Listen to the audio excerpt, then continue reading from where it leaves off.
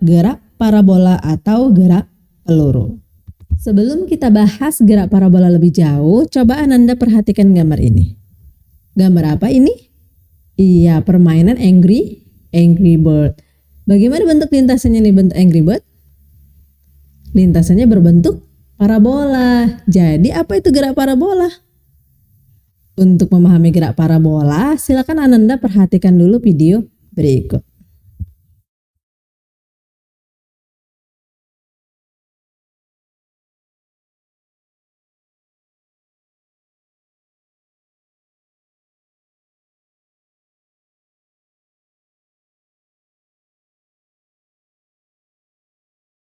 Nah, video yang baru saja kalian lihat itu merupakan salah satu contoh dari gerak parabola.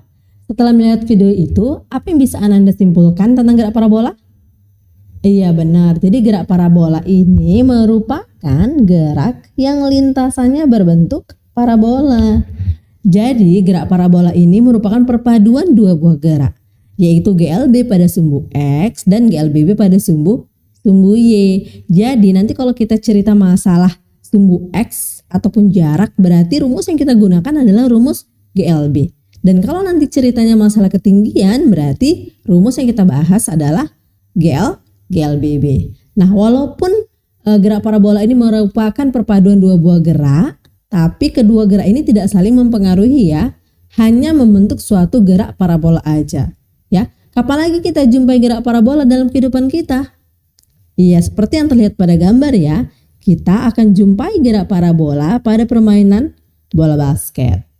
Kemudian pada permainan bola kaki. Kemudian pada, kalau ini nggak mungkin kita lihat ya, pada bom yang dijatuhkan dari pesawat tempur.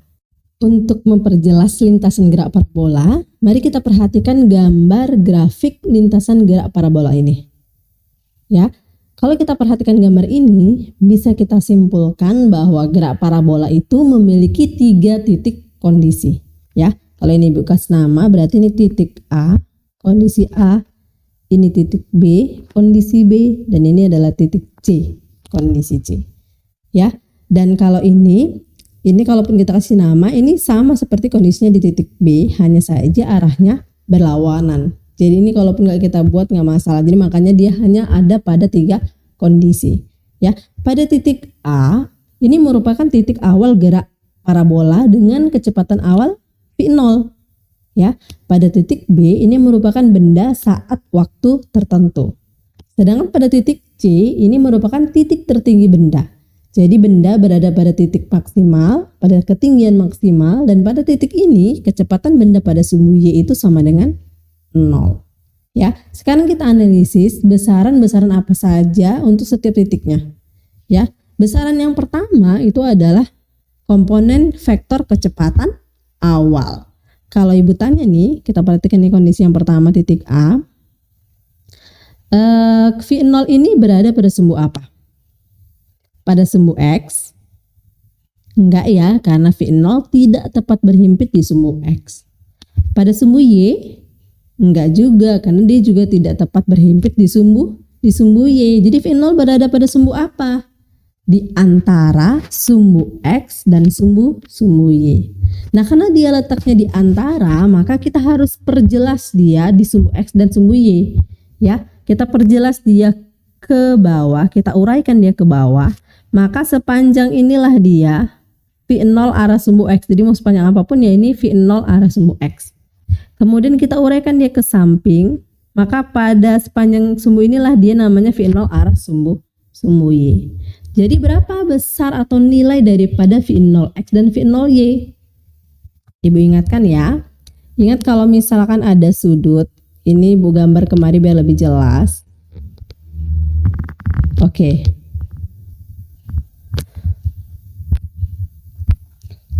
Di sini sudut alfanya kan? Setiap ada sudut alfa, maka kita buat di anak panah ke depan. Ini adalah sisi depan. Depan sudut. Ini samping sudut dan ini miring sudut. Ya. Dan untuk mencari nilai daripada sinus alfa itu adalah demi apa itu? Depan per miring. Sedangkan cos alfa itu adalah SAMI. Apa itu? Samping per miring. Jadi kalau kita lihat lagi, perhatikan gambar ini, berarti pada sumbu ini adalah sumbu V0x-nya ya, berarti itu sama dengan V0x ini, yang samping itu adalah V0x. Ya, sedangkan ini adalah depan, itu ya sama dengan ini. Jadi V0y itu adalah sisi depan. Berarti untuk mencari V0x yang ada kata samping itu adalah kosinus. Berarti V0x adalah V0 kosinus alfa. Sedangkan V0y itu adalah sisi depan, berarti V0 sinus alfa. Itulah untuk mencari besar dari V0x dan V0y.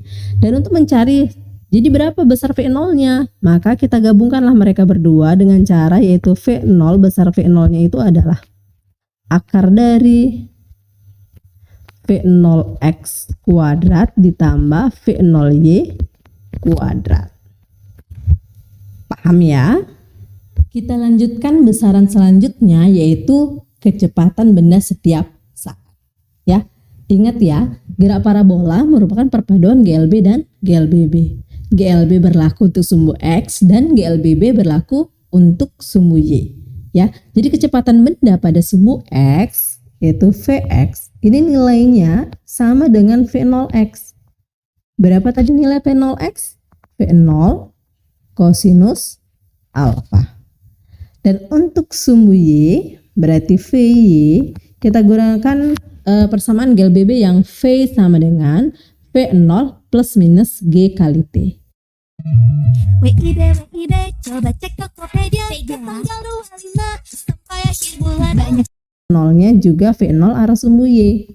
Nah, karena gerakannya tadi titik B itu adalah ke atas. Nah, kalau ke atas kan berarti melawan gravitasi. Berarti tandanya kurang G kali T. Ya. Nah, kalau mau kita uraikan berarti V0 sinus alfa kurang G kali T.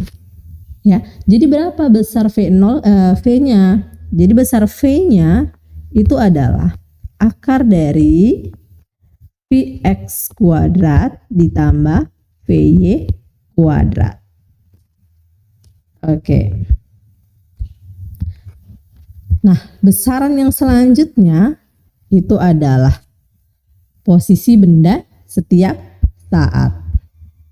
Nah, untuk posisi benda setiap saat berarti untuk sumbu X-nya berarti X sama dengan, kan rumus kita gunakan X sama dengan V kali T untuk rumus GLB. Berarti V-nya di sini itu adalah Vx dikali dengan T.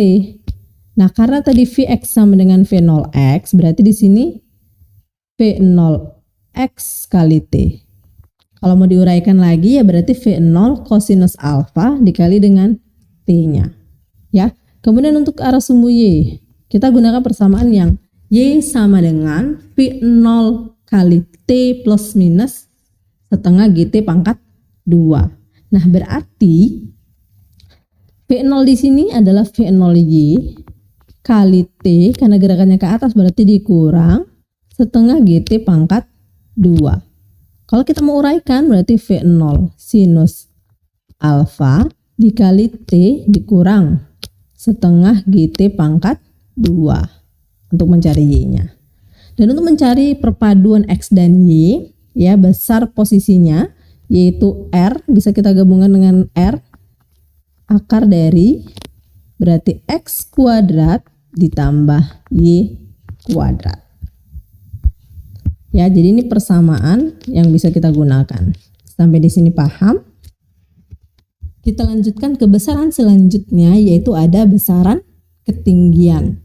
Ya, nah ketinggian yang akan kita bahas di sini adalah ketinggian maksimum. Ya, kalau ketinggian yang biasa berarti kita gunakan rumus yang tadi ya, posisi benda setiap saat. Itu ketinggian bisa di situ. Tapi kalau ketinggian maksimum kita gunakan persamaan yang ini. Ya. Jadi ketinggian maksimum itu yang mana? Ini ketinggian maksimum. Jadi ini YM. Nih, dari atas sampai bawah ini. Nah, ingat di titik ketinggian maksimum ini kecepatan akhir sama dengan 0. Ya, jadi benda itu berhenti dulu sesaat baru kita bisa ukur berapa tinggi maksimalnya. Ya, makanya dia kecepatan bendanya di titik tertinggi sama dengan 0. Ya. Nah, untuk mencari ketinggian maksimum kita menggunakan persamaan ini yaitu V0 kuadrat kali sin kuadrat alfa dibagi dengan 2 kali G. Ya. Dan untuk mencari waktu yang dibutuhkan untuk mencapai dari titik A sampai titik C tadi ya. Ini kan A, ini B, ini C. Waktu yang dibutuhkan untuk mencapai dari titik A sampai titik C, yaitu waktu untuk mencapai ketinggian maksimum itu adalah V0 kali sinus alfa dibagi dengan G. Ya, dan untuk mencari jarak maksimum atau jarak jangkauan itu disimbolkan dengan XM bisa. Ya, ada yang buatnya itu XM. Ada yang buatnya itu R, itu sama aja ya, sama-sama jarak jangkauan atau titik terjauh benda. Itu bisa kita gunakan persamaan ini V0 kuadrat sin 2 alfa dibagi dengan G. Ya, sedangkan waktu yang dibutuhkan untuk mencapai dari titik A sampai ke titik ini ya, yang paling akhir, berarti waktu yang dibutuhkan untuk mencapai jarak jangkauannya itu adalah 2 kali waktu yang dibutuhkan dari A ke C. Kalau misalnya waktu dari A ke C udah ada, tinggal kali 2. Ya, kalau belum ada, berarti kita gunakan persamaan 2 kali V0 sinus alfa dibagi dengan G. Ya, di mana YM itu adalah ketinggian maksimum satuannya meter, TM waktu mencapai ketinggian maksimum satuannya sekon, XM jarak jangkauan satuannya meter, TXM berarti waktu untuk mencapai jarak jangkauan satuannya sekon, dan V0 kecepatan awal meter per sekon, V adalah kecepatan akhir meter per sekon. Sekarang kita bahas contoh soal agar Ananda lebih paham. Oke, sebuah bola ditendang dengan kecepatan awal. Apa dari kecepatan awal? V0 ya. Oke, diketahui V0 sama dengan 20 meter per sekon. Dan sudut elevasi itu adalah alfa 45 derajat. Tentukan jarak mendatar yang dicapai bola. Berarti ditanya adalah jarak jangkauan XM. Kemudian waktu yang diperlukan berarti TXM. Oke, kita jawab. Oke, persamaan yang kita gunakan berarti XM itu adalah V0 kuadrat sinus 2 alfa dibagi dengan G. Ya, berarti XM sama dengan V0-nya 20 kuadrat sinus 2 dikali 45 dibagi dengan 10. Ya, kenapa 10? Ingat nilai percepatan gravitasi kalau tidak ada dari soal berarti dianggap 10. Jangan lupa ya. Oke, sekarang kita masukkan, kita kalikan berarti 20 kuadrat 400 sinus 2 alfa. Kalikan dulu berarti 45 kali 2 90. Sinus 90 1. Kemudian bagi 10. Ya, selesai berarti dapatnya 40 meter. Sekarang kita cari waktu yang diperlukan berarti TXM itu adalah karena TYM-nya belum ada, berarti kita gunakan persamaan yang 2 V0 sinus alfa dibagi dengan G. Berarti 2 kali 20 kali sinus alfa. Berarti sinus 45 setengah akar 2 dibagi dengan 10. Oke, sederhanakan ya kan? Sederhanakan, dapatnya 2 akar 2 sekon. Bagaimana dengan contoh soalnya? Paham kan? Kalau belum paham silakan tanyakan di kolom komentar. Kalau sudah paham silakan uji pemahaman kalian dengan latihan yang pertama.